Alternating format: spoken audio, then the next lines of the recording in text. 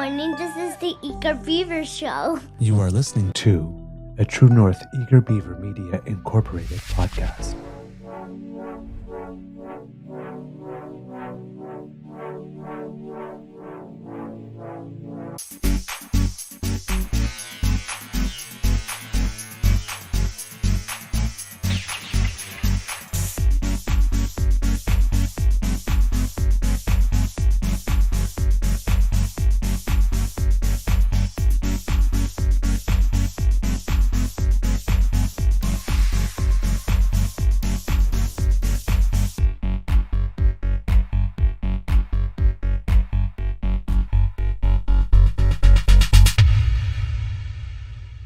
The True North Eager Beaver podcasts are proudly brought to you by our founding sponsors, the Misfit Mysteries from Corvid Moon Publishing, your source for science fiction, fantasy, and cozy mysteries featuring a broad diversity of characters, CanadianTarot.com, your uniquely Canadian online eclectic tarot community, and the Peppermaster, hot pepper sauces made from farm-fresh ingredients to thrill your taste buds and expand your mind.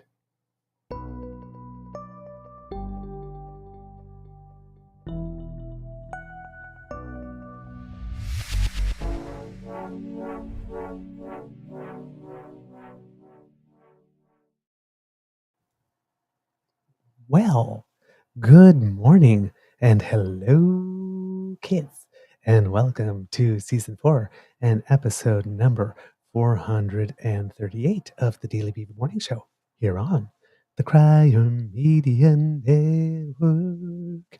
Yay! Boom, boom, boom, boom, ba, ba, ba, ba. Today, there was 3 booms for a reason. Today, recording day is Thursday, August 1st, 2024, and it's gonna be a hot one. Oh, yeah. I should be playing smooth all day long. Environment Canada issued a warning saying that where we are here in the Beaver Lodge that we could expect temperatures that feel like 40 for the next few days. So I do not think that there will be any Eager Beaver Lodge tennis reports. Because I learned last year when I went to play one day when it was feeling like 36 out, and then spent the evening in the bathroom on my knees talking to Ralph on the porcelain phone. So I'm probably not too keen to have that experience again. So the tennis racket will probably be staying in the bag, although it is going to take me everything I can to not want to play tennis because I'm being inspired by our Canadians at the Olympics, but more on that later. A big thank you goes to our podcast founding sponsors, the Peppermaster, the Misfit Mysteries from Corvid Moon Publishing, and CanadianTarot.com. But first, Mr. Grizzly, how's your mental health doing today, sir? Oddly enough, it's not wonderful at the moment. No, I didn't sleep well. So I have no coffee. I didn't sleep well. I'm having a cup of tea, and it's just not doing what coffee does. So I'm not really wide awake. I fell asleep on the couch watching a movie. Crawled into bed at 4 a.m. The dog crawled on top of me. I didn't sleep well. Oh. Okay. Kit Mr. Jim says, Happy Lugnasad. I'm hoping I'm pronouncing that right, and I have no idea what that is, so I think I would have to look that up. No clue. Yeah, no clue. All right. I'm in the same boat as you are, Mr. Grizzly. It's been about 4 days that I have not gotten a full night, but for some reason I am energetic and chipper.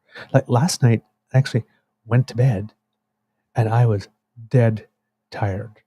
Mm-hmm. Like I put earplugs in and like put a face mask on because I did that. I was out, like pretty much. I was actually stretched out in bed for a couple of seconds and I was falling asleep. So I put the things on. So clearly my body's telling me to sleep. And yet I still woke up at 4 in the morning. It's like, my alarm is set for 6:15 in case like I sleep through because I normally end up waking up before my alarm. Right. And it's been like 6:15 is the latest I can get up and still be on the show, be at the show on time. And I'm sitting here and I'm thinking, I can sleep for an extra 2 hours and 15 minutes, and I haven't slept a full night in the last 3 nights. So you think my body? Nope. Up. I should be, my eyes should be burning. I should be like, ugh. Mm-hmm. I am Oh, I hear super. you. Now, by the time around 11 o'clock this morning happens, I'm going to be falling asleep in this chair while I'm trying to watch the Olympics, which happened yesterday. I'm going to take a nap immediately after this. I tried yesterday, but my dog wouldn't let me. So today So- I need to get a nap in for Yeah. sure. But your eyes look like I should be feeling the Mm. the tiny, tiny, tiny eyes. Oh man. Boy, it's well, let's start with some good news. Why not? First of all, there was another medal in the pool. The first medal in swimming by a Canadian man since 2012, when both Ryan Cochrane got a silver in the 1500 meter and Brent Hayden got a bronze in the 100 meter. But yesterday, Ilya Karun, who apparently is the child of 2 Cirque du Soleil performers. I did not know that. Yeah, there's some athletic pedigree there, because it takes a decent amount of athleticism to be a Cirque du Soleil performer in most cases. I mean, there are certain acts that don't necessarily require some clown stuff, and maybe, but all the aerials and the balancing and the counterweight stuff and all that kind of that. Mhm. So again, we often don't think of dancers and circus performers and whatnot as trained athletes, but They are. They very right? much are. It's just that their sports are not in the Olympics, right? And there's no World Cup. But yeah, he, despite a less than optimal flip turn going into the last 50, still captured a bronze. So that's another one in the pool. Yet another fourth place in the pool, this time in the diving pool. The women's 10-meter synchro platform. They were in third place going to the last dive, but every single other team knocked it out of the park. And the Canadians had a great entry, but when they did the slow motion, you could see that they were out of sync on the spinning. One was up and one was down, and that was enough to make the difference in the final round, where everybody did really, really, really well. So there was some devastation for one of the 2 divers there, I think, because in Tokyo they had also finished fourth. So I was just like, what do I have to do? But still, great performances because everybody brought their game. I'm just looking at the medal count right now. Canada has 2 gold, 2 silver, and 3 bronze right now. Exactly. So, and the third bronze was Ilya Karun. Mm-hmm. And also in tennis, Felix Auger-Aliassime, even though he was 0-7 lifetime against former world number 1 Daniil Medvedev of Russia, handled him in straight sets. Handled him. First ever victory against him, against the world number 5 to advance to the quarterfinals in tennis. So I am feeling the Felix today. And then he teamed up with Gabriela Dabrowski, and won in mixed doubles. And a couple of times it was looking like they were going to blow it, but they had a final set tiebreak, and they were leading 4-1, and then fell behind 8-6. And then just like, I don't know what it is they did, but the last 4 points, boom, boom, boom, boom. So that's enough of that. Boom, finishing it. So they closed it like champs. So that's looking pretty darn good as well. Summer McIntosh will be swimming today in the final of the women's 200-meter butterfly. And she finished first in the semifinal, so she will have the best lane for it. So that's something to watch today. But despite all that great news, oh yes, the men's basketball team has qualified for the playoff round with their 2 wins already, and the women's round 3 basketball team are now at 2-0. But the big news is that Canada's women's soccer team, again, Gillis, again, 2 matches in a row. She scored. Defeated Colombia 1-0, and they had to win. A tie wouldn't have done it because a tie only gives 1 point. And they needed the 3 to advance because they were down. They were at 0 when they entered because they'd already lost 6. Yeah. But they did it. So they finished second in the pool despite everything that was done trying to make sure that they're not there. And they will next play Germany in the first round in the quarterfinal. So go Canada, go. I am hoping. Now, often, I listen, this is proof that they are a great team, regardless of all the scandal, that the players are a great team. Now, the thing is that often when a situation like this arrives, there's so much stress and adrenaline and whatnot trying to get over the obstacle that someone put in your way. And they have done that now. And often when that happens, a team or an athlete will breathe a sigh of relief. And that can often mean that the next match or the next thing doesn't work out well. So, Canada, we're all rooting for them. If they do not defeat Germany, it's not because they didn't play well. It would be probably because just the exhale and the relaxation and the loss of that tension, because clearly they're playing for each other and they're playing for the love of the game. Right? So that could happen. So don't be surprised if it does. It would be a natural thing. But if they can overcome that, there's a good chance they could go all the way. Because that type of energy, when you start using it as fuel and you channel it positively, it's amazing what you can accomplish. So just to let you know, there could be a letdown, or there could just be, you know what, we did this, now let's really do this. So 1 or 2 things can happen here. Either way, we are proud of them, because that is a remarkable story. Now, the only thing I fear is, because the investigations are still going on, especially from the FIFA side, is whether or not this, oh, wow, you did that? Okay, well, let's review that gold medal. Because we know that... That's the big question. Because the cheating has been going on that long. Yeah, they sort of have... They could make that justification now. It's like, oh, yeah, you decide.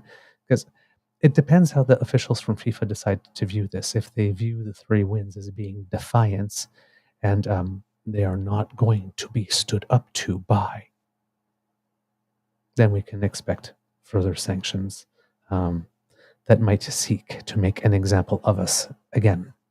So, but we know the story. We know the story. They overcome adversity, and they did us proud. I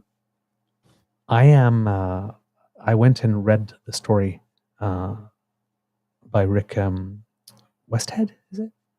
His last name? I think so. Because I believe in a previous show I said Westlake by accident, and it's not Westlake. I believe it is Westhead.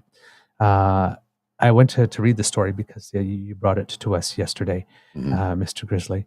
And there was one part of it that I found particularly interesting. And it was, Rick Westhead, who, by the way, at the end of the year, when they hand out the awards for journalism, if there are awards for sports journalism, give them all the awards. Give them all the prizes, because he's doing some really, really, really good work here. Listen, he's reporting things that we do not want to hear, and he's gotten a lot of backlash at it. Well, he's doing his job. He's doing his job, and he's reporting the truth. Not liking what you hear doesn't make it any less true. All right? And it's not his fault that the facts are facts we don't like. They are facts. And like you said, Mr. Grizzly, he's doing his job, and he's doing it damn well. The thing here that's really interesting is that Bev Priestman, who very strategically answered the question when asked point blank whether or not she knew. She didn't say yes and she didn't say no. But she seemed to say things that would give the impression that had she known, she would not approve of it. And that email that they found definitely does not support that narrative. Because as you mentioned here, she got the email from someone that said, so this spying thing that we're doing, I'm not, just want to go back on that conversation we had, but me saying I was not comfortable about that spying thing and I don't want to do it anymore. So we're clear on that. She sent a letter to HR saying, Right. What do we do about this? Because, well, here we go. The letter that the email she received said, as discussed yesterday, in terms of the spying conversation, I came off the meeting with the clarity you understood my reasons for me being unwilling to do this moving forward. Morally, my own reputation within the analysis field, potentially being unable to fulfill my role on a match day. Moving forward, I will have a discussion with Joey Lombardi and reach out to the wider tech team with regards to how we could potentially look for other solutions, but just wanted to confirm that you will not be asking me to fulfill the role of spying in the upcoming and future camps. That leads me to believe that in that conversation, perhaps Bev Priestman insisted a little that, no, this needs to be done. And that person said, no, I'm making it very clear that this is something I do not want done. And now I am writing you an email stating it, because I'm putting it in writing, to get you to say in writing that, yes, we are clear on this. That leads me to believe that that's what happened before. That's just speculation based on the content of this. And it seems that instead of responding to that person directly, she wrote an external human resources consultant who works with Canada Soccer, so not someone within Canada Soccer, stating, quote, seeking your advice and input here regarding this formal email on spying. It's something the analyst has always done, and I know there's a whole operation on the men's side with regards to it.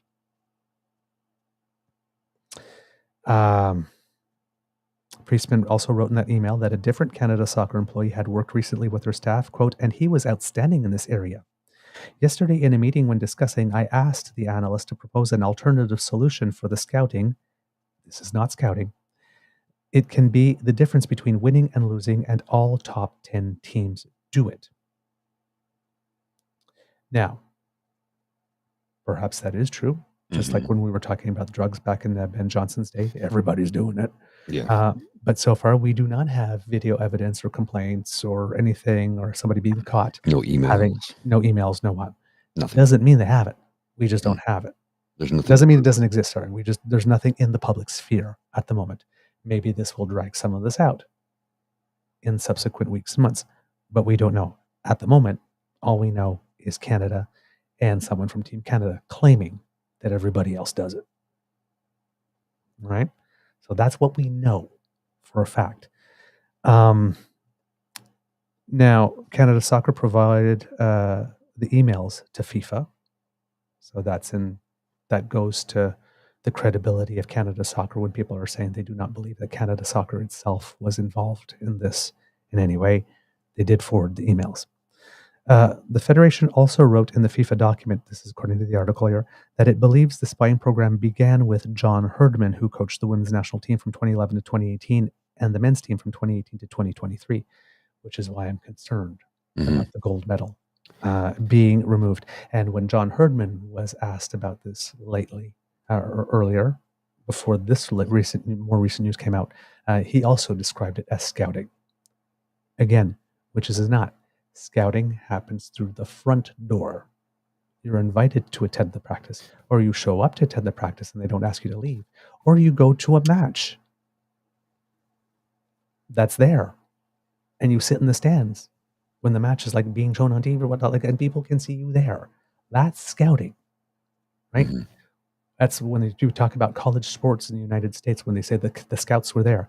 The scouts are there. Everybody knows the scouts are there. They're trying to give their best performance because they know the scouts are there.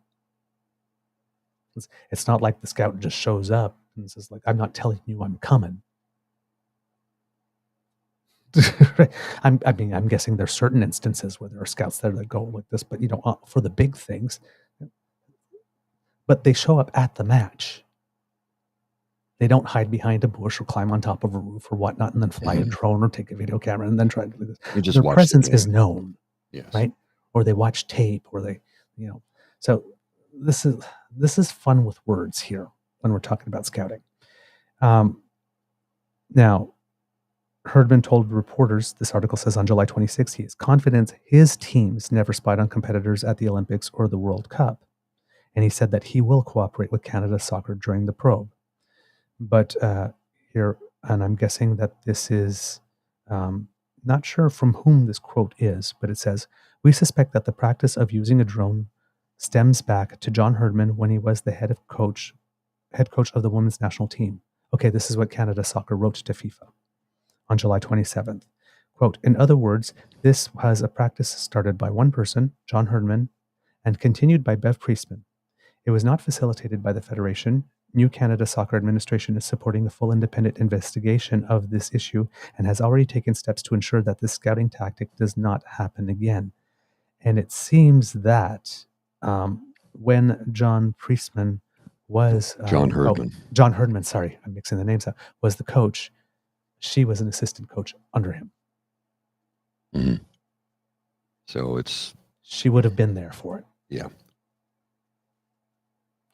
Which then kind of say, well, why did she do it? Well, then if it's a continuing... Now, again, maybe she had no hand in starting the practice, and then she came in as assistant coach, and this is how we do things, and somebody writes and says, like, I don't want to do this anymore, and then, well, if this is all she's ever known with being with Team Canada, I guess the email to Human Resources saying, what do we do about this? Seems like it would be a normal thing to send in that context. Not normal in the sense that okay, but a behavior that one would reasonably expect. I've come into an organization, this is the culture, somebody wants to change the culture. HR, what do we do about this? How do I respond to this? So, but to give the impression that it's something that she would not have sanctioned may not have been the most honest. It might be something that someone says before they know somebody has the emails. So, yeah, not great. Not great at all. But hey, it's reality and we have to deal with it. So, again, kudos to Request Head for exceptional reporting. It's really good that Soccer Canada seems to be cooperating. I'm happy to see that, to hear that John Herdman will be cooperating. Hopefully he will be able to prove that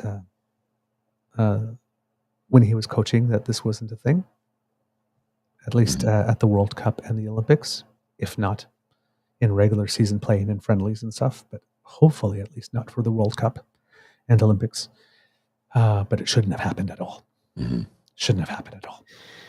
It did. It's over. It's done with. It's behind them. Let's, move on as a team and move on as a country and do better in the future and not cheat, because nobody likes a cheater. Nobody. It's that impression. Don't be that guy. Nobody likes that guy. Well, speaking of that guy, I've got something for you. I don't know if you've seen this yet. This is the latest from the Conservative Party of Canada. The email that they sent out to people who are on their subscription list. I'm going to blow this up and read it to you. Yeah. So it's I can't blow it up. Just read it to you. Because this is just so absurd.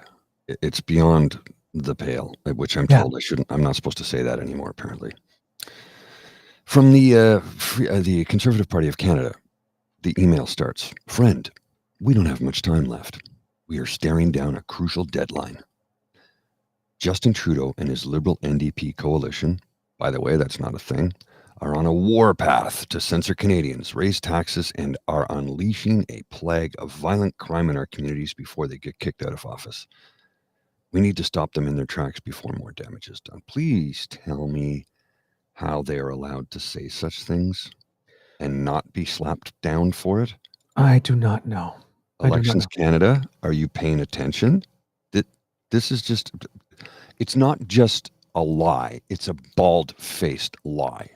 It's not only a lie, it's stochastic. It's completely stochastic. Warpath is in all caps for people listening. Like Yes. this, who don't not seeing the screen. Warpath is in all caps on that, and the email is titled "Fight for Freedom." Mm-hmm. So, fight for freedom. The party that we're trying to defeat is on a warpath, and they are unleashing a wave of crime prior to the elections. I don't know about you, Mr. Grizzly, but I'm reading this, and this smacks very much of you need to fight like hell or else you won't have a country anymore. Yeah, that's exactly what it is. It's stochastic terrorism for sure, without a doubt. They are behaving in a very dangerous manner, and they just keep ramping up the rhetoric. And it's getting to the point where we all know something bad is going to happen. Yes. Something bad is going, and then they're going to go, wasn't us. We didn't do it. Yeah. We Yeah, didn't fucking literally did. tell people to. Where's the quote? Find the quote. Tell me where I said that. Find the exact Where's words. the And if they are- page? and Show if me they the are- page. Yes. And if they are not the exact words, like we say, you're inciting people to violence. Find me where we said to people, like, go out and be violent. We never said that. You don't have to say it. It doesn't have to be literally said. Mm-hmm. Right? So there is a body of work increasing slowly and steadily in intensity and virulence over time. There's only one place that leads. Someone getting hurt. This is irresponsible. It's not irresponsible. It's irresponsible. It's reckless. It's is depraved indifference not a thing anymore?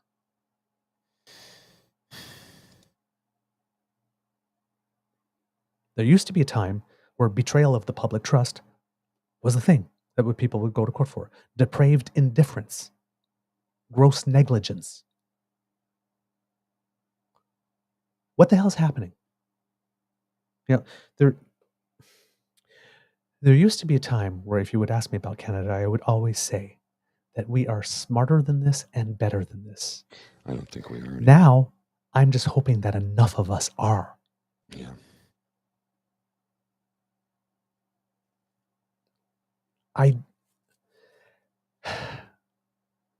And there seems to be no way for us to intervene, no way to get people to take action on this, no way to get people to investigate this, no way to get can't get people to press charges. And it doesn't seem that the federal government, because it's politics, will turn around and say, you know what, this is actually slanderous and defamatory, and we are going to sue you. So the height of hypocrisy is the Conservative Party of Canada. And I'll give you a for instance. Anna Roberts, MP, says, after 9 years of Justin Trudeau's soft on crime policies, sexual assaults are up 75%. We are heading back to Ottawa for an emergency meeting of the Status of Women Committee to hear from the experts on how we can combat violent crime against women. We must protect Canadians. Except here's the thing. Michelle Ferrari and all Conservatives voted against funding for domestic abuse prevention. The hypocrisy. It's staggering. And about that meeting, that meeting happened. It was an extraordinary meeting that Conservatives scheduled because in a minority parliament, certain committees are chaired by the opposition. Mm-hmm. The Standing Committee on the Status of Women, which is where that meeting took place, right, is chaired by Conservatives. The committee used to be chaired by a CPC MP whose name is Karen Vecchio, mm-hmm. who seemed to be, I guess, one of the few somewhat moderates still left in the Conservative Party of Canada. And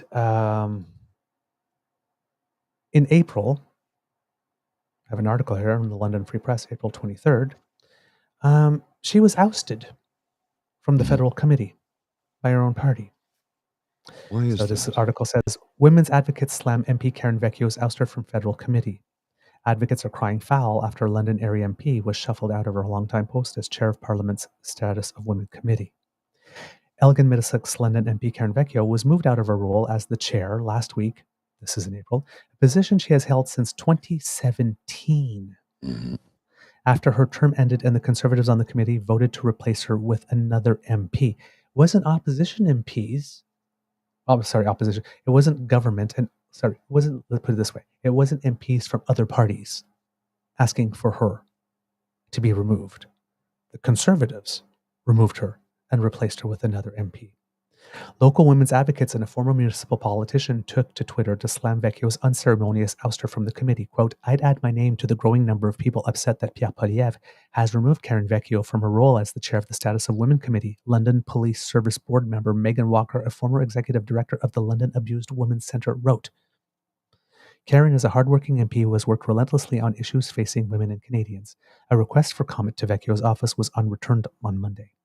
Former Thames Centre councillor Kelly Elliott said on X that Vecchio's departure from the committee was a huge blow, and that though she and Vecchio disagreed on some issues, quote, one thing no one can ever debate about her is her passion on this committee, she wrote. In a post on Twitter, London Abused Women's Centre Executive Director Jennifer Dunn said Vecchio's departure from the committee is a huge loss and thanked the Conservative MP for, quote, unwavering support to the women's organisation. Hastings, Lennox, and Addington Conservative MP Shelby Cramp-Newman, who was elected in 2021, was succeeding Vecchio in the committee chairperson role. And she is the one that unilaterally called this special extraordinary meeting. The 11-person standing committee, which was created in 2004, has 5 Liberal MPs, 4 Conservative MPs, and 1 each from the New Democrats and Bloc Québécois. During the years, it has studied murdered and missing Indigenous women and girls, safety in sports, intimate partner violence, and access to menstrual products. Liberal MPs on the committee abstained from the latest vote for the chair. Lisa Hepfner, a member of the Status of Women's Committee, said she was devastated by the change. Quote, it feels like Vecchio was thrown under the bus. She was.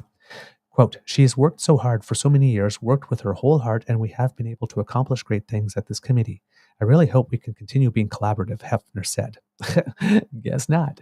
In an email statement Monday, Conservative spokesperson Sebastian Skamsky said changes to the committee assignments are not an irregular occurrence and praised Cramp-Newman as a, quote, proud female common-sense Conservative who will, quote, champion the issues facing Canadian women who have suffered after 9 years of Justin Trudeau's Liberal NDP's costly coalition. No. No. No. And although changes to committee assignments are not irregular, you know what is irregular?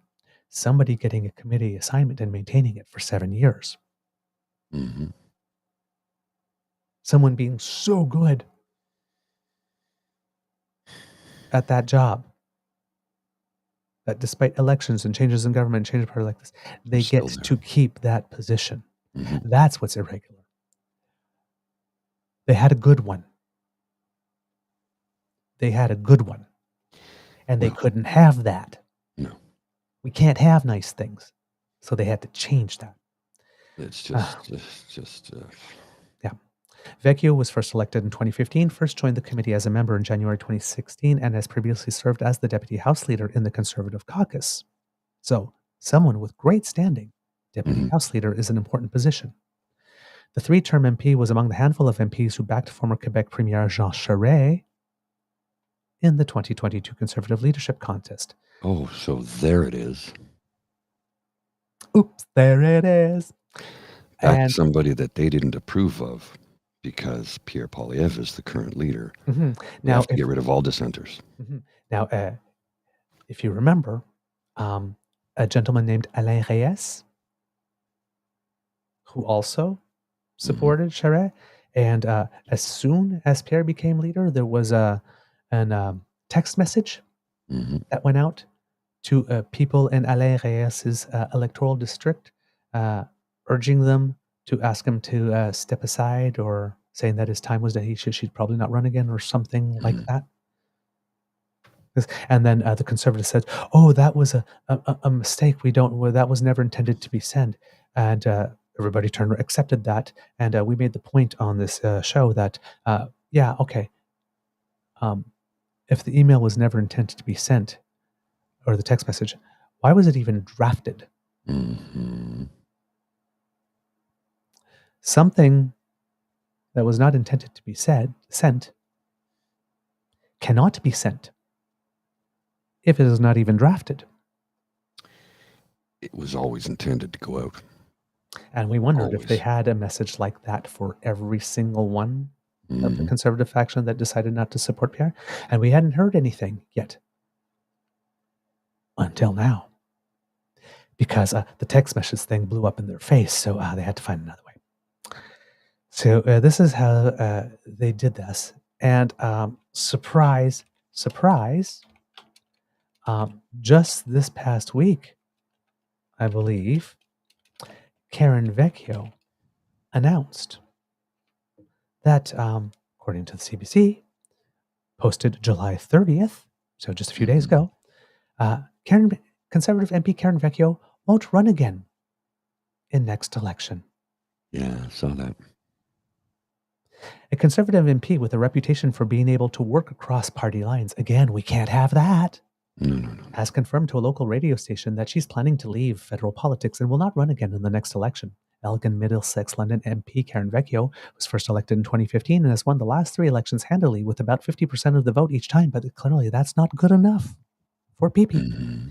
But in an interview excerpt that radio station 94.1 St. Thomas Today posted online, Vecchio said she would not be going for a 4th straight victory. Quote, "Unfortunately, my name will not be on the ballot," she said. "Next year, when the federal election occurs, I will have been at 10 years. And for me, I believe everybody has an expiry date. And I know when it's time to be home." The radio station also quotes Vecchio as saying she had, quote, "put my writing first and now wants, quote, to return to the needs and commitments of my family." Vecchio, quote, has proudly served her community since 2015 and has been a dedicated member of the Conservative caucus, said party spokesperson Sarah Fisher in a statement. Quote, "We wish her all the best following." Okay, let me read that because I believe that this particular thing is called Nice Nasty, and it should be read in Mean Girl voice. Sure, I'll give you that. Karen has proudly served her community since 2015 and has been a dedicated member of the Conservative caucus. We wish her all the best following the next election as she continues to serve her constituents until then. Vecchio's decision not to run again is disappointing, said Nawaz Tahir, a constituent and spokesperson for Hikma Public Affairs Council, a group that strives to increase the political participation of Muslims in the London, Ontario area. Quote, "I thought she was one of the members of parliament that truly listened and took time to sit down and spend as much time with you as needed. So that's a loss for our community," he said in an interview with CBC News. Tahir said Tahir said her constituents admire her for being down to earth, sincere, and for taking time to connect with people and issues. Quote, "In this day and age where you can contrast people who seem fake In this day and age where you can contrast people who seem fake or overly hyperpartisan, she seemed to be the exact opposite of that," she said. And again, we can't have that in PP's Conservative Party.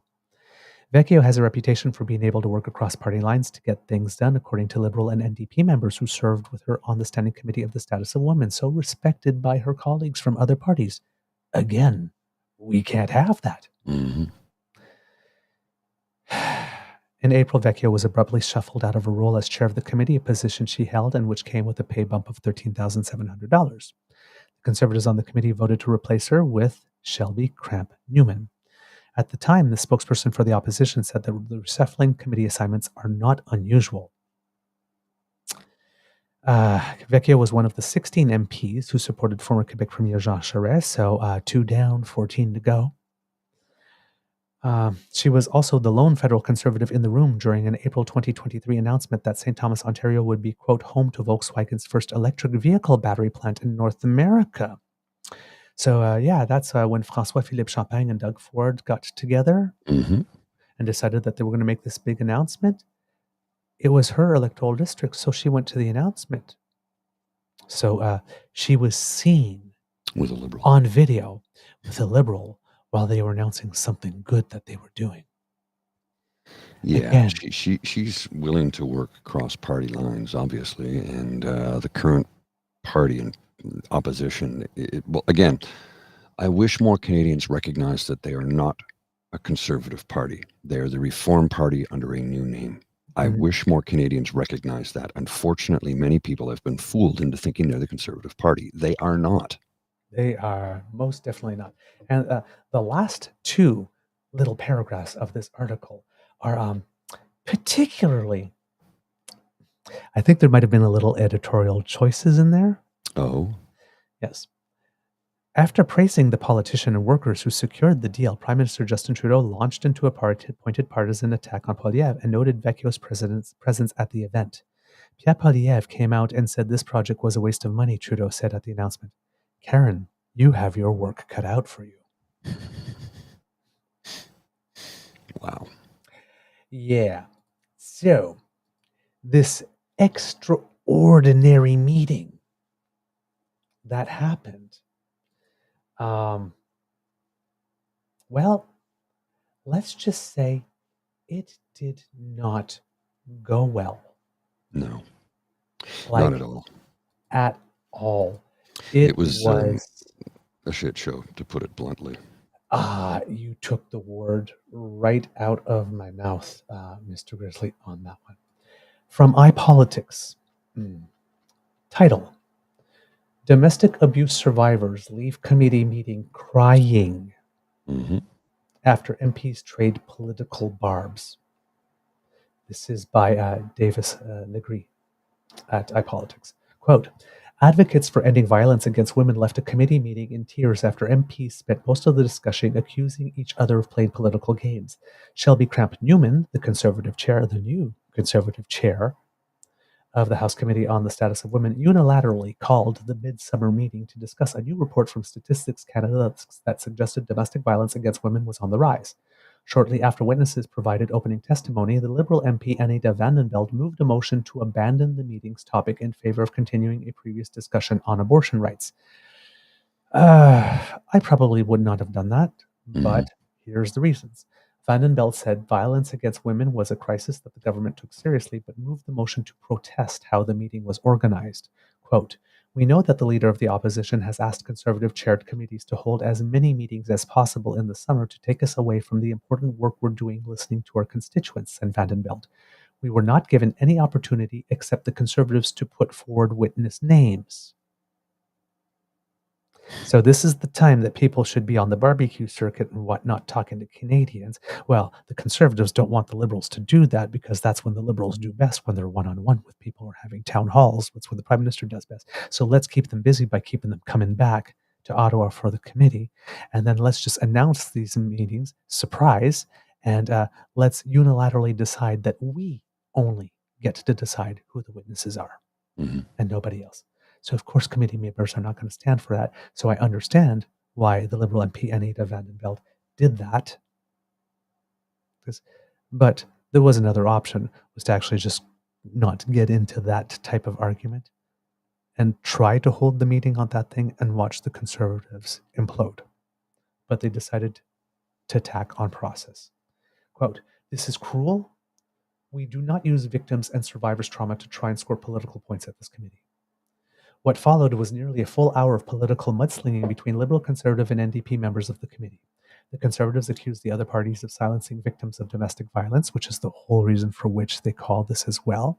Don't you care about domestic violence?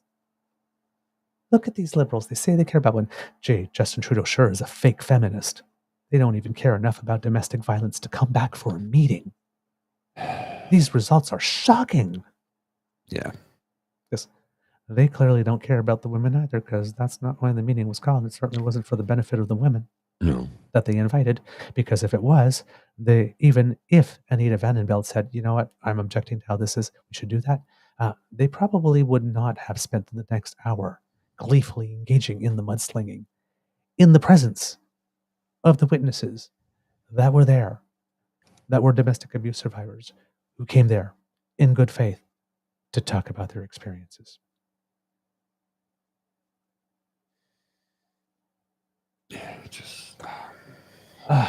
Quote, there were no Indigenous women asked to speak today. There was no one from the LGBTQ community asked to speak today. And there was nobody from the trans community asked to speak today about violence when we are the ones on the front lines, said NDP MP Leah Gazan. It's hard for me to hold back tears. This is the one place where women could sit in safety, and it's no longer safe. That is one hell of an accusation. And once again, if you happen to be living in NDP MP Leah Gazan's electoral district, please re-elect her because she is a good one. Mm-hmm. During the back and forth, Kate Alexander, a domestic assault survivor representing End Violence Everywhere, and Megan Walker from End Male Violence Against Women stood up and physically turned their backs to the committee members before ultimately leaving the room. Quote, we are leaving, said Walker as she made her exit. In her opening remarks, Alexander mentioned that the meeting was taking place exactly 3 years after she was assaulted by her ex-partner and displayed graphic pictures of the harm she experienced. Apparently, that wasn't enough to move the members of the committee to find some mastery over themselves. Of course not. And behave like mature adults. Normal people don't do this. They're self-centered narcissists who will follow their leader's messaging, which is, screw everybody, we win. There's this thing going on in the United States. Republicans are weird. We talked about it. Mm-hmm. Mm-hmm. It applies here too. Yeah. Conservatives are wacko. Well, Conservatives are weird. This is not normal behavior. Normal people don't invite people who are domestic abuse survivors to come and tell about their stuff and then end up in a bun fight. mm-hmm. Normal people don't do this, especially after being showed pictures of harm. Yeah. You think that would center people and put them in a mode of... It should. It should. But these people have no moral center. They have no moral compass. They only care about serving their exalted leader and winning at any cost. Any cost. If they can score a cheap political point, they don't care who gets harmed in the process. Yeah.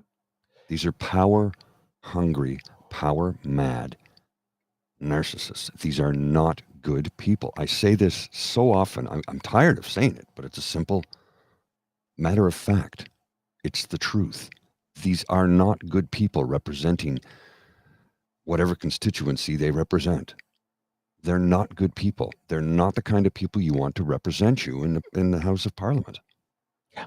These are bad individuals, yeah. ill-intentioned individuals who do not give a damn about anybody but themselves. Yeah. Yeah. They don't care. No. Not whatsoever. Not whatsoever. Because you'd think this would be a solemn. Should be. Right? Meeting, in this case. Conservative MP Michelle Ferreri sought to publicly apologize to Alexander's mother, who was in attendance and could be heard responding that sorry isn't good enough. Mm-hmm. Way to go, Mom. That's how you do it.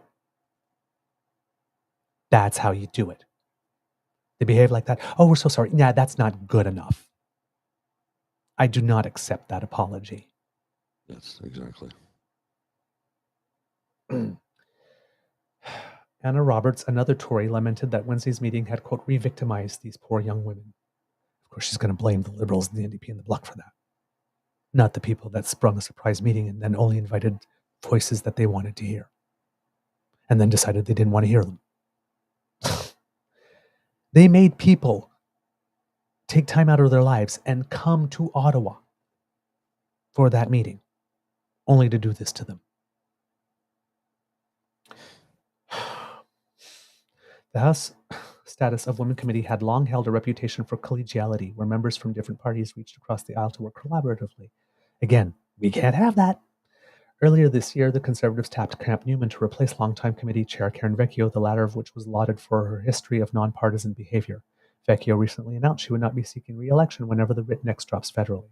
For Bloc MP Andréane Larouche, Wednesday's display suggested the Status of Women Committee could soon be subjected to the same partisan games that often obstruct other parliamentary committees. Quote, I'm so disheartened to see that the Status of Women Committee fall into that trap of partisanship, Larouche said in French. We've made the issue of violence against women political. It's very disappointing. Women cannot become tools for political games, and that's what is happening. No future meetings of the committee have been scheduled.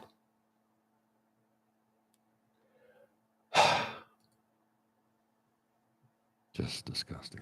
I am, and well, it seems that Mr. Grizzly, I will give you, because there a link that we can play, because there's some video. Now, the whole meeting is available on CPEC if you want to watch it. This is not video from the meeting, or maybe it is, because it could be that Leah Gazan was participating remotely. So I don't have the context from this clip, whether it comes from the meeting or it's something that she did after. Okay, But yeah, a quote here from she can't. I can't actually read the that it's from here on my thing. But apparently, apparently, Michelle Ferrari's two witnesses today. I guess this was yesterday. Yes, at the Status of Women Committee. It was a stunt. One of the women, Ms. Roberts, claimed that was silenced by the Liberals and NDP as a longtime Conservative Party donor and supporter is being sued for $4 million for engaging in a smear campaign against a police officer. Only the best people. Where did you find that part? I missed that part. Tavi G just sent it to me. Is there any supporting? Oh, God. No. Let's take a look at this clip here first. Tavi G always gives supporting. Yeah. Here's this clip. Just watch. I have spent my whole life fighting for these issues, and I wasn't even given a chance to put witnesses on. I am being taken out of my community, who's in a constant state of grieving, from door knocking, checking in on my neighbors. And we cannot allow this committee. We cannot allow this committee to be dragged down the Conservative hole of taking over. This is the only place where we as women have been able to sit and be collegial and bring forward witnesses. This is the only place in this place. This is the place where we push for red dress alert. This is the place where we put forward a study that gave a clear correlation between violence against women and resource extraction, something that a Conservative member, the study called disgusting in the news. So this is why I'm here in this committee. And you know, everybody around the table, outside of members that are not regular committee members, that I have always worked across party lines to make sure that this committee functions. And to use women or victims of violence without proper trauma-informed care, including for me, by the way, as a survivor of violence, is really troubling. I am devastated by what has happened here today. Devastated. I'm so devastated, Chair, that it's hard for me to hold back tears, because this was the one place, in this place, where women could sit in safety, and it's no longer safe. And what does that mean? It means... All right. And two below, there's Andréane Larouche as well. If you would play it from the Bloc Québécois, Mr. Grizzly. Just a second. Just gonna cue it up here. Yeah, clearly MP Gazan. Right. This is not staged. This is not for clicks. No, absolutely not. Since I was elected in 2019, and I have never seen anything like this. The Status of Women Committee was called in 2020 to examine the impact of the pandemic on women. I came to do the work in 2020. I came back in 2022 because there was a meeting on women in sports. We sat in the summer. Regardless of the importance of those issues, we were able to move forward. I came here and witnesses left crying, and I've never seen this before. And seeing how this committee is carrying on, I've never seen that either. I am so disheartened to see that the Status of Women Committee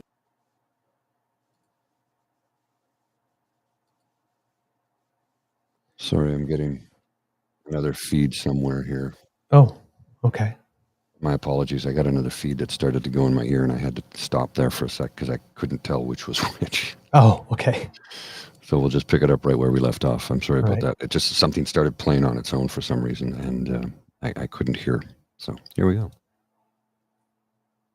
that up until now was very proud of not falling into the trap of partisanship. And I was hoping that my committee would not fall into this trap. Women cannot become tools for political games, and that's what's happening. And so I needed to speak my mind because everyone else has done so. That is my point of order, and I'm so disappointed by what happened today. Nobody wins after a meeting like this one. And unfortunately, the ones who lose are, again, women who are victims of violence. All women who are victims of violence. So, yeah. Yeah. I don't know if there's anything more to be said because, I mean, it's just so gross. Well, the Conservative Party voted against funding to prevent violence and abuse against women. They voted against it, and then they're using them as political ploys here. I think Adrienne LaRouche nailed it there. Bloc MP, Adrienne LaRouche, chef. Yeah, just So, horrible. you know, when what just people took place. Yeah. So, you know, when people turn around and say, you know, the bloc, we don't need the bloc. This is why I have respect for the bloc. Mm-hmm. Mm-hmm. I don't agree with their ultimate mission. No. But it doesn't mean because we have different political beliefs. We talked about this yesterday. I can sit at a table with somebody who has different political beliefs, so long as you're not ugly on the inside. Mm-hmm. They have an aspiration that I can't adhere to. But there's nothing illegal or immoral about that aspiration. No, I just don't. It's not one that we follow or It's agree just with. not one that I share. Right? But it's a legitimate one. There are many countries in the world that, you know, things have broken up and say, you know, like this, we were our own culture and, you know, they formed their own country. That has happened. Right? And there are processes. Scotland was looking to do it. Catalonia wants to do it. Mm-hmm. Right? Just because you don't agree with the political position doesn't mean it's not legitimate. It's just not yours. But on all other subjects, they contribute, and they contribute stuff of value. Oh, man. Well, let's. I'm going to make a slight pivot here, but we're going to stick with the horribleness of the Reform Party that they call themselves, the Conservative Party of Canada. The executive director of a Saskatoon-based harm reduction group says federal Conservative leader Pierre Poilièvre's statements on supervised consumption sites are uneducated. I'm going to read the next line, and then I'm going to scroll to the bottom to read a retort to this. Poilievre has recently referred to the sites as drug dens that a Conservative government would seek to close and not provide a single taxpayer dollar. Demong notes that the federal government does not currently contribute funds to supervised consumption sites. Yeah. We've talked about this before. Yeah. He will lie to your face to get his message across, and his message is bullshit. I will make sure they don't get a single taxpayer dollar. Well, they don't get any federal money. And if you're going to make sure they get no taxpayer dollars, that means you've overstepped your federal jurisdiction You've overstepped your provincial jurisdiction and went right into municipality and changed the rules on them. Of course, the Conservative Party may come back and argue, well, look what Trudeau did, building houses at the municipal level. Yeah, because the province wasn't doing anything, and you kept hammering the hell out of him saying he's not building homes. So Sean Fraser said, we're going to deal directly with the municipalities because the municipalities are the ones who build them anyway. So instead of handing money to the provincial governments, which are run by mostly conservatives across the country, who have done not a damn thing with the money they gave them for healthcare. Matter of fact, they cut it from the budget in the province of Ontario.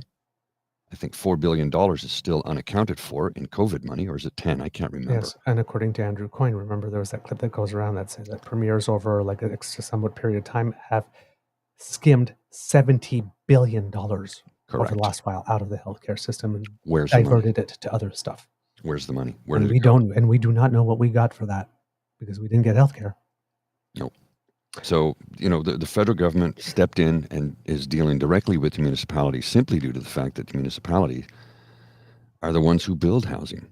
Mm-hmm. It's not done. The provincial government funds it, but it's the municipality that runs it. So it's like, why don't we just take the federal dollars, go right to the city where they can do it and build it and house and home people. Mm-hmm. Now, I've got something on housing, so remind me not to forget it later.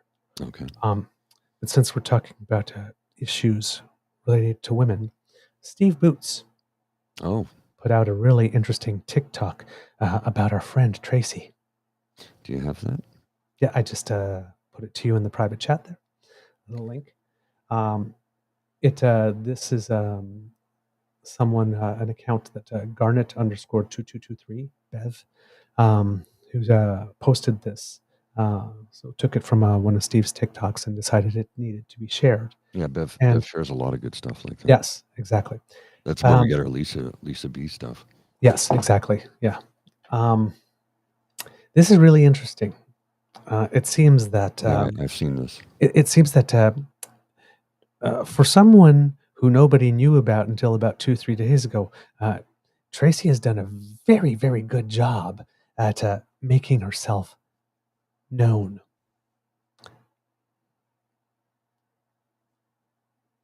This is Tracy Foran. She's running for the Conservative nomination in Eskimo Saanich Sooke. And she has been saying some wild stuff. We're going to take a second to look into the kind of person who's running for CPC nominations. Because she has been busy on Twitter, claiming that Stephen Guilbeault was directly responsible for the Jasper Forestry Management Plan, which was not true. She claims that makes him responsible for burning the town to the ground. And anytime someone told her that she was wrong, she just blocked them. And she does this thing where she constantly demands that people be nice to her. Like, don't talk to her based on emotions, only logic. Cold logic. She's like Spock. Except when this woman shared that she was caring for her late husband in palliative care, Tracy thought that was the moment to chime in with, quote, "Oh, please do tell me how you are better than me. I beg to be enlightened." This was unprompted. She just posted about how she cared for her partner. And Tracy thought this was a great opportunity to dunk on a grieving wife. But she wants you to know what a victim she is. Quote, "I am sacrificing myself for the greater good. Something I am sure you couldn't even begin to comprehend." Why do they always start talking like Sephiroth? And everybody who dares disagree with her is a bot. But that's not even the wildest bit. The wildest bit she wrote herself. It's her bio on her website. We gotta go through this, because it's wild. The standard stuff. Tracy's horrified to see the direction Canada's going in, blah, blah, blah. Because Canada used to be an example of a peaceful nation and what it could achieve. But our government is ignorant of the basic rules of negotiation. We are rapidly losing everything. Glad she got a proofreader. But here's where things take a bit of a wander. I'm just going to read it because it's wild. Quote, "Tracy is deeply tied to the communities of Eskimo Saanich Sooke, having owned a float home in West Bay Marina for almost 10 years, fervently surfed the waves of Jordan River, Sombrio, and Port Renfrew, repaired boats for the Pachina Bay natives, salvaged logs off Victoria beaches, served in the local Canadian Coast Guard, and lived in Sooke, where she argued with bears and watched a cougar snatch a baby deer in broad daylight." That is all one sentence. Also, you bragging about watching a deer die? But we continue. Tracy has also been blessed with the stories of many locals, including old loggers from towns which don't even exist anymore. Outside of Canada, right around the time of the Fukushima earthquake, she ended up sailing on board the Rainbow Warrior 2 with Greenpeace, joining the ship in Taiwan on its way to Japan to test for radioactivity. However, much like Patrick Moore, Tracy became disillusioned with Greenpeace, realizing the organization was more about drinking parties than effecting real change. So she took the obvious path. She went Greenpeace to yacht dealer. I'm completely serious. Quote, after leaving Greenpeace, Tracy was recruited to manage a Volvo Penta dealership in Thailand, which primarily served yachts in the $2 to $3 million range, all owned by international high net worth individuals from all over the world. This is where Tracy became interested in politics, because every single customer turned into a negotiation on how much our dealership was going to pay to fix their boat. It was here that Tracy realized that some negotiations were more about the people involved than the issues at hand, and she was fascinated by the approach required to win some of these negotiations. She then moved to San Francisco to sell yachts and was quickly recruited into the software industry by some Silicon Valley tech executives, where she learned on the job how to become a professional business analyst, solving problems for big tech companies, which many of you know. Tracy has spent 10 years refining her business skills internationally and is ready to apply what she has learned to fix Canada's biggest problems. Okay, so we've got a Greenpeace yacht dealer. Makes perfect sense. Who really puts grieving widows in their place. Principled. It's important.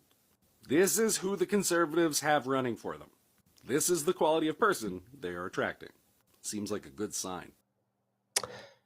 Now, you will notice that she represents herself as a business analyst, but she learned that on the job, selling yachts to really, really, really rich people. How much do you want to bet that while she was talking to those really, really, really rich people buy her yachts, said, wait a minute, if I just take the cassette that you put in my back and pull my string and repeat everything you want me to say, I can actually get a cushy job? Because that resume seems like she went to the Andrew Scheer School of Resume Building. Now, there have been some developments, as you know, kids and cubs. I wrote to, on Twitter, at CPC_ESS, which is the Writing Association for the electoral district that she wants to become the candidate for. Said, probably want to be aware what this person is doing online and their behavior, because they seem to be extremely mentally unstable and rather abusive. And she'll probably make the news often. And if you don't want to be spending the next 4 years bailing and dealing with PR crises, you might want to nip this potential liability in the bud now by disqualifying her candidacy. Well, Mr. Grizzly, have I got a treat for you? Remember that grieving widow who she just launched an attack on? Maggie May, yes. Yes, Mr. Grizzly, if you would put up. Because after she eliminated everyone that would oppose her, this happened.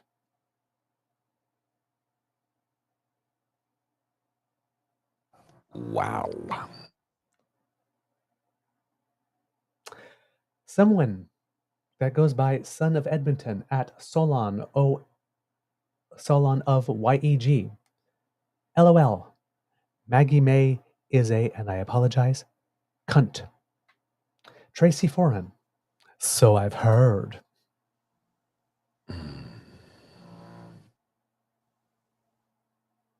Wow. What face is this, Mr. Grizzly? That's my unimpressed face. We're going to have to cut this short. They're renovating upstairs. It's noisy as hell in here. All right. Yeah. Tracy.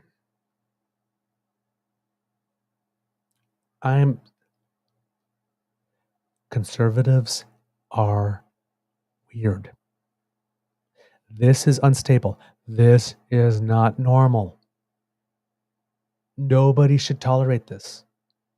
Nobody should be looking at this and say, hey, I want a slice of this. Make it two. This just... Excuse me, fuck me.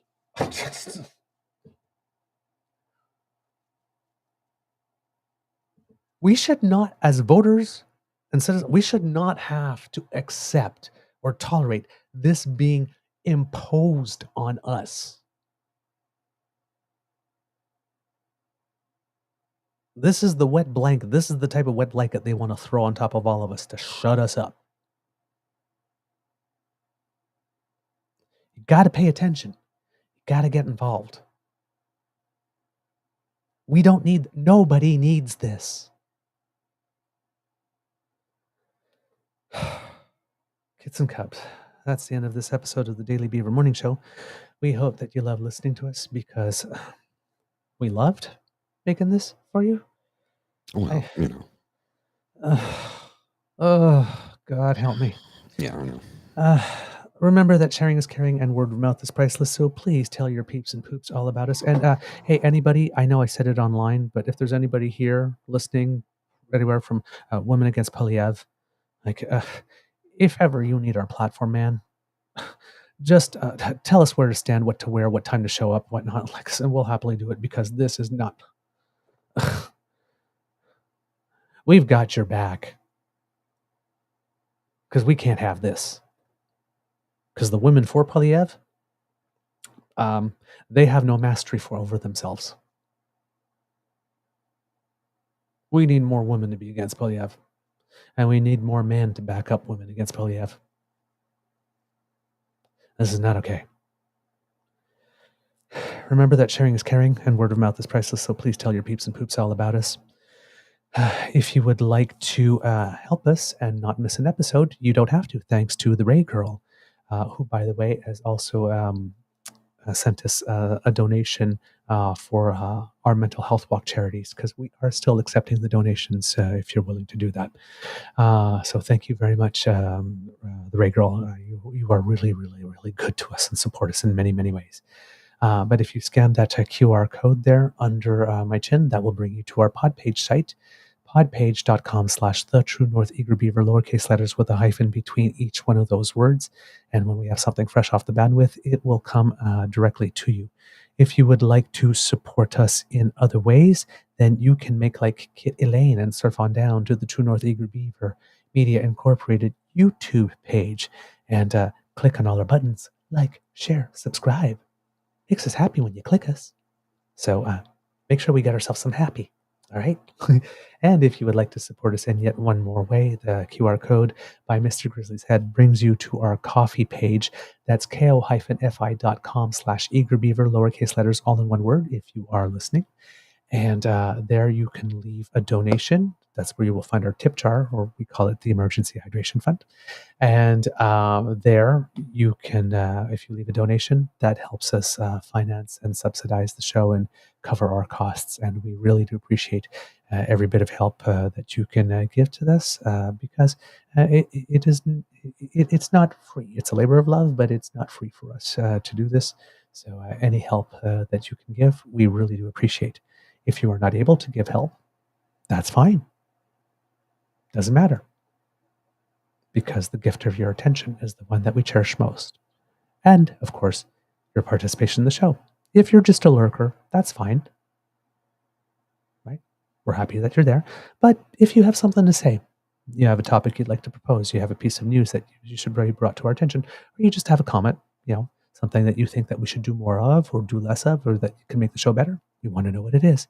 So write to us at truenortheagerbeaver@gmail.com, on our Twitter feed at TrueEager, Facebook page, True North Eager Beaver, or leave us a message on our YouTube page. All right, because democracy is something that you do, there are some by-elections coming up, so make sure that you contact your local electoral body or candidate of choice and offer to provide some help in order to get the word out. Mr. Grizzly, you have some words of wisdom. Yeah, I hear that noise. It's really, really bad. I don't have any words of wisdom today, too. I'm actually just floored by all of this. So I guess words of wisdom. If something like this floors you, allow yourself to feel that feeling, feel it intensely, then let it wash over you, and then resolve to taking some steps to make sure that these people cannot get power at all. All right, Mr. Grizzly, it could be a tough world out there, so please be kind to and be gentle with yourself. Cue the cock, please. You are listening to a True North Eager Beaver Media Incorporated podcast. The True North Eager Beaver podcasts are proudly brought to you by our founding sponsors, the Misfit Mysteries from Corvid Moon Publishing, your source for science fiction, fantasy, and cozy mysteries featuring a broad diversity of characters. CanadianTarot.com, their uniquely Canadian online eclectic tarot community, and the Peppermaster, hot pepper sauces made from farm-fresh ingredients to thrill your taste buds and expand your mind. We are grateful to the Crier Media Network for its support, Pete Jarvis for our artwork, and Paul Joseph Something for our opening and closing sequence music.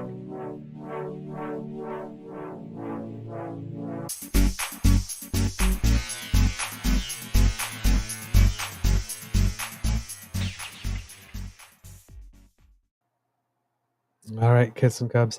Also, the people from Women Against Poilievre asked me when asked how I could help. Says just keep on retweeting Women Against Poilievre, the hashtag. So if all of you could join in, that would be quite helpful. I said I had a short Easter egg and I forgot what it was because the Women Against Poilievre thing came into my head. That's the account She Learn, from which I'd gotten everything there. Wow. You want to read that, Mr. Grizzly? Okay. Too much news here. Not enough adjectives in English to describe what happened. Canadians can no longer tolerate CPC HQ behavior and obstructing committee business. This was a staged event with press involved. Let's start the clear out ahead of the next election. Remove them. Remove these 3 committed Conservative MPs from the status of Women Committee immediately. Shelby Cramp-Newman, Michelle Ferrari, and Anna Roberts. So there you go. From Hastings, Lennox, Addington, Peterborough, Kawarthra, and King Vaughan. So if you live in those electoral districts, these are people you should not vote for, and you should be writing people about and saying, yeah, fix this. All right. Have a beaverific day. I'll see you.